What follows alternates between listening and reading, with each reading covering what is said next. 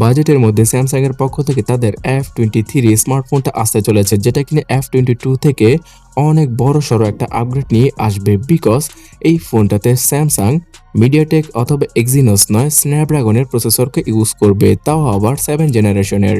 So hey guys, Shanto here. Samsung তাদের F23 স্মার্টফোনটা super AMOLED প্যানেলের সাথেই আনবে মার্কেটে। আর এই ফোনটার চিপসেট সম্পর্কে বর্তমানে আমরা গ্রিক বেঞ্চ থেকে জানতে পেরেছি। গ্রিক বেঞ্চে স্যামসাং এর SME236B এই মডেল নাম্বারের একটি স্মার্টফোন লিস্ট হয়েছে। সো এখান থেকে আমরা বুঝতে পারছি স্ন্যাপড্রাগন 750G প্রসেসরের সাথে আসতে পারে স্যামসাং এর আপকামিং F23 স্মার্টফোনটি, যেটা কিনা একটি 5G চিপসেট, এবং এই কারণেই স্যামসাং বাজেটের মধ্যে খুব শক্তিশালী 5G স্মার্টফোন আনতে যাচ্ছে আগামীতে। তাছাড়া স্যামসাং এর F23 স্মার্টফোনটা শুধুমাত্র চিপসেটগত দিক দিয়ে নয়, ক্যামেরা আর ডিসপ্লেগত দিক দিয়েও দারুণ হতে চলেছে। স্ন্যাপড্রাগন 750G প্রসেসরটা থাকলে আপনারা পাবজি গেমটি মিডিয়াম গ্রাফিক্সে সবচেয়ে ভালোভাবেই খেলতে পারবেন। আর যারা কিনা ফ্রি ফায়ার গেমটি খেলে থাকেন তাদের জন্য তো এই ফোনটা বেস্ট হতেই যাচ্ছে। ডিসপ্লে সেকশনে স্যামসাং এবার সুপার অ্যামোলেড প্যানেলের 90 হার্জের ডিসপ্লেকে ইউজ করতে যাচ্ছে। এর আগের স্যামসাং এর F22 স্মার্টফোনে মিডিয়াটেকের G80 SoCটা থাকায় HD রেজলিউশনের ডিসপ্লেকে ইউজ করেছিল স্যামসাং। তবে এবার যেহেতু স্ন্যাপড্রাগন 750G প্রসেসরটা থাকছে, তাই স্যামসাং এখানে F23 স্মার্টফোনে ফুল এইচডি রেজলিউশনের 90 হার্জের ডিসপ্লেটাকে অনায়াসে ইউজ করতে পারবে। তাছাড়া ক্যামেরা সেকশনে এবারও সেই 48 মেগাপিক্সেলের কোয়াড রিয়ার ক্যামেরা সেটআপের সাথে আসতে পারে স্যামসাং এর F23 স্মার্টফোনটি। এই ফোনটার ফ্রন্টে এবার থাকতে পারে 13 মেগাপিক্সেল নয়, 16 অথবা 20 মেগাপিক্সেলের সেলফি ক্যামেরা।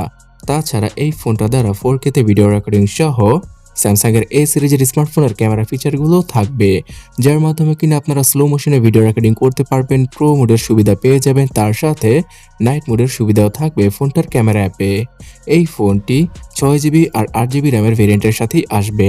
তার সাথে পাওয়া যাবে 64GB আর 128GBর UFS 2.1 এর ইন্টারনাল স্টোরেজ, এবং এখানে ডেডিকেটেড সিম স্লটের মাধ্যমে দুইটি সিমের পাশাপাশি একটা SD কার্ডকেও ইউজ করা পসিবল হবে। বর্তমানে স্যামসাং এর স্মার্টফোনের প্রাইস কিছুটা বেশি হলেও এর সফটওয়্যার এক্সপিরিয়েন্স অন্য 10টা স্মার্টফোন থেকে সবচেয়ে ভালো। আর অনেকের কাছে তো মনে হয় যে অ্যান্ড্রয়েডের মধ্যে সবচেয়ে বেস্ট সফটওয়্যার এক্সপিরিয়েন্সটা স্যামসাং এর স্মার্টফোন থেকেই পাওয়া যায়।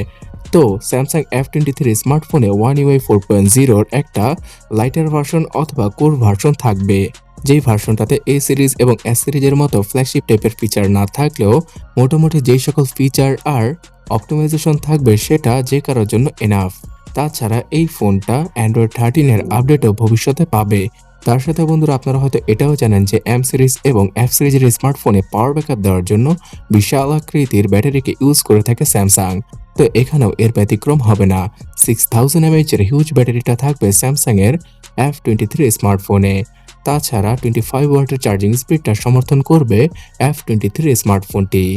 অলরাইট ভিউয়ার্স, ইন্ডিয়ান মার্কেটে আগামী মার্চ থেকে এপ্রিল মাসের ভেতরে এই ফোনটা শুধুমাত্র 15 থেকে শুরু করে 18,000 টাকার ভেতরে লঞ্চ করে দেবে স্যামসাং, এবং বাংলাদেশের মার্কেটে আমরা 22 থেকে শুরু করে 25,000 টাকার মধ্যে অফিসিয়ালভাবে স্যামসাং এর এই F23 স্মার্টফোনকে মার্চ এবং এপ্রিল মাসের ভেতরে দেখতে পেতে পারি। তাছাড়া আগামীতে স্যামসাং এর এই বাজেট ক্যাটাগরির আরও বেশ কিছু স্মার্টফোনের ভিডিও এই চ্যানেলটাতে আসছে, তার জন্য এই চ্যানেলটিকে সাবস্ক্রাইব এবং ফলো করে রাখুন যদি আপনি না করে থাকেন।